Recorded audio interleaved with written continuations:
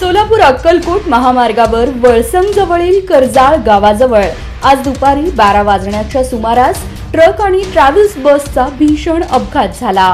पुण्याहून अक्कलकोटकडे देवदर्शनासाठी निघालेल्या भाविकांच्या ट्रॅव्हल्स बसनं रस्त्यावर उभ्या असलेल्या ट्रकला जोरदार धडक दिल्यानं ही दुर्घटना घडली।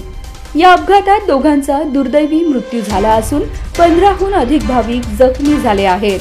यामध्ये स्नेहा साहिल वेणगुर्लेकर वय 47, दीपाली अनिल खैरनार वय 47, सुवर्णा दत्तात्रय चौधरी वय 56, अलका चंद्रकांत मलवडे वय 60 आणि सुजाता सचिन कचरे वय 53 हे सर्व चिंचवड जिल्हा पुणे येथील रहिवासी आहेत। त्यांच्यावर सोलापुरातील सिव्हिल हॉस्पिटलमध्ये उपचार सुरू आहेत। दरम्यान उर्वरित 10 ते 12 जखमींना उपचारासाठी कुंभारी अश्विनी हॉस्पिटल इथे दाखल करण्यात आलं असून त्यांची नावे अद्याप समोर आलेली नाहीत।